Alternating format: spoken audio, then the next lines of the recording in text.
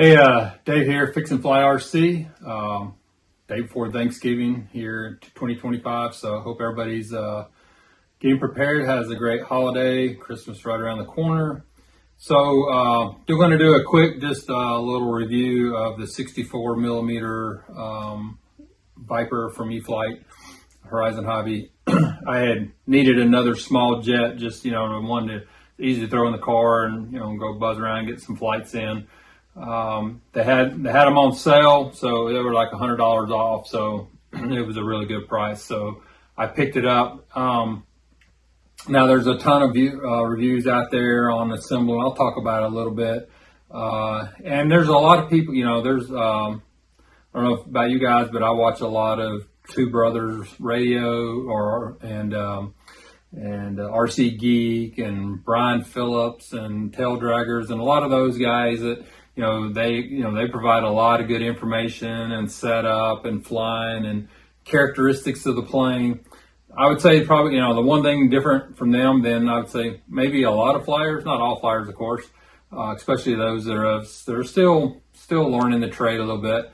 Everything seems to be, all the landings seem to be perfect, and, everything seems to be really smooth and that kind of stuff. And so this is kind of more of a perspective from just normal everyday Joe flyer that still has a occasional or more maybe occasional sometimes bad landing. But first of all, the 64 millimeter. If you've never flown an EDF, I would say this is probably a pretty good entry plane, especially at the price point. Especially since like my first EDF was the F-15, the gears on it. Plane's fantastic. It was a lot of fun to fly. Gears were horrible. If you tweaked them one time, you could never get it to track again. You'd always have to replace the new gears. It became easier just to hand launch and belly land, which we'll get to this. Out of the box, if you've ever put a plane together, then this one's really, really fast. Even if it'd be the first time that you've put an EDF together, 30 minutes at most, maybe an hour if you really, really wanted to take your time. It's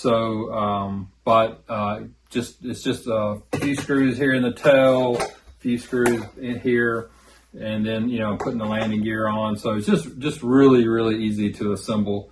One of the really nice things about this plane though is the gear.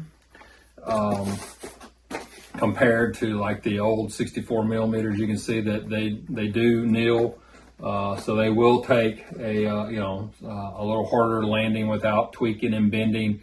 And the other thing that's really nice, they're really easy to take off if you do want to belly hand launch and belly land.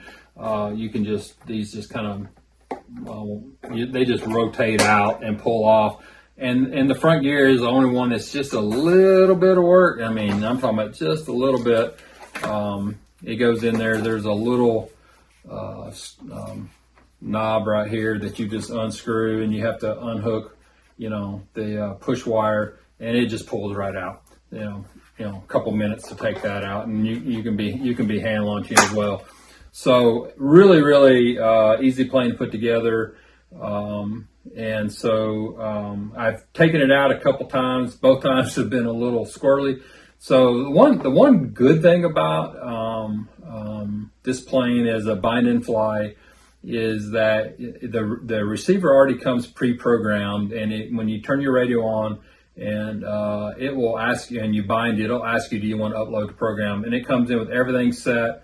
The flaps and the adjustments for the flaps, so it doesn't float on you when you put the flaps out.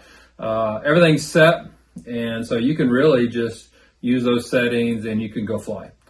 The one thing I found out on my first flight that I took out is in their bind and fly on their safe setting, it's probably if it's like the other ones, they've got it set down to like 60% on the elevators and the rudder, and somewhere like that, around like 40 something on the flaps.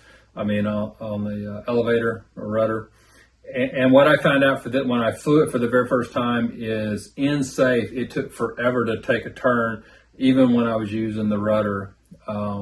I did have to do a lot of adjustment on the elevator, and so I used up a lot of it. So landing became a little bit of a challenge because I really didn't have much up left, and I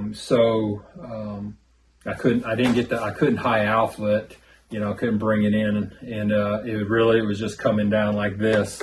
And so if you've ever flown the Habu, and at least everybody I've ever seen fly them, unless you're just really got a soft hand, that thing can hop around like a grasshopper, and I did get this one hopping, and so I was really, really pleased with how well the gear did.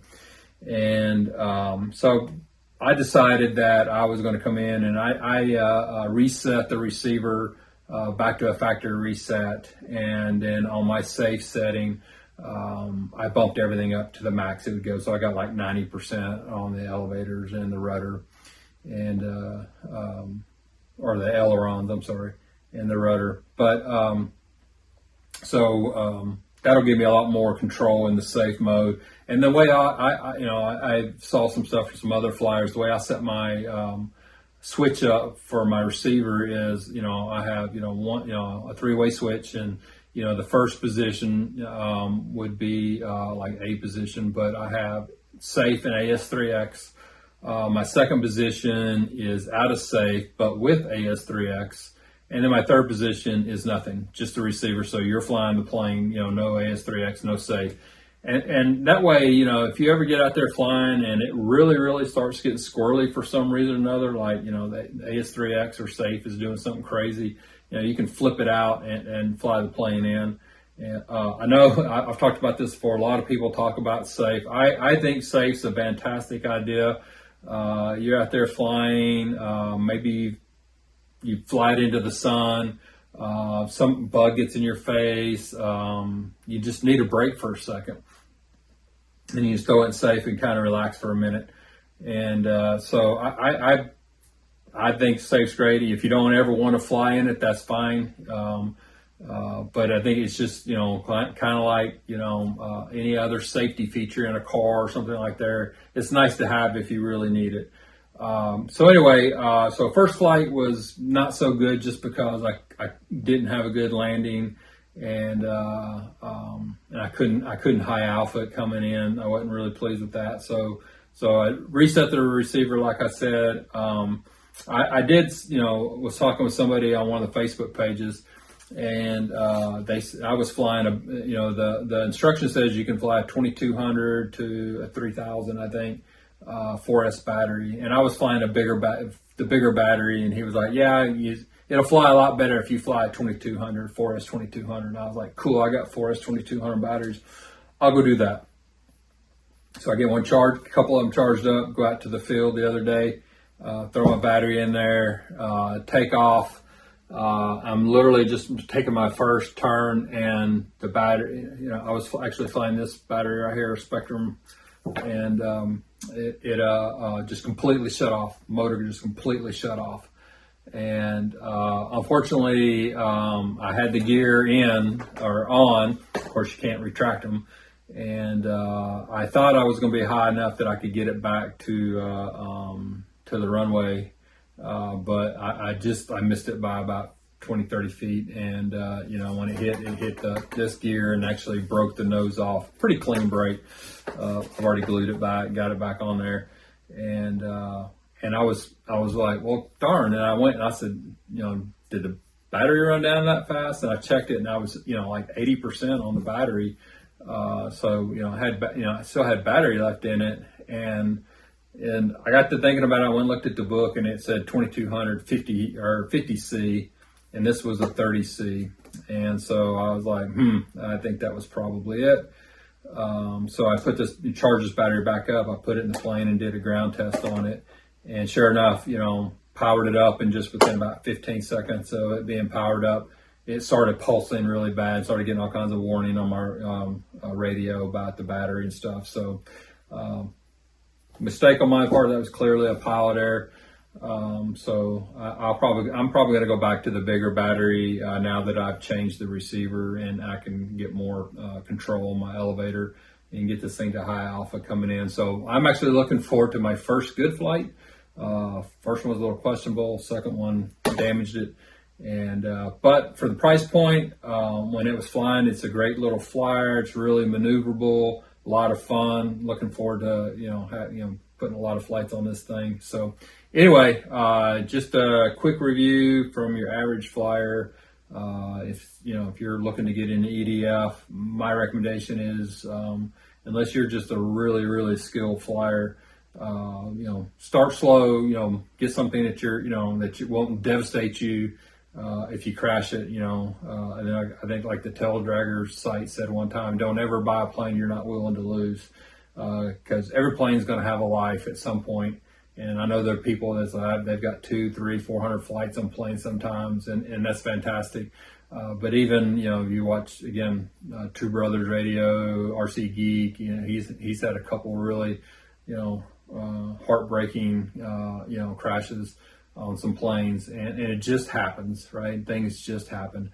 So anyway, again, I hope everybody has a happy Thanksgiving, happy flying. Hope to get some in this weekend. Anyway, have a great one. Dave here, Fix and Fly, RC out. Let me know what you think if you fly this plane and you got any recommendations. Anyway, out here.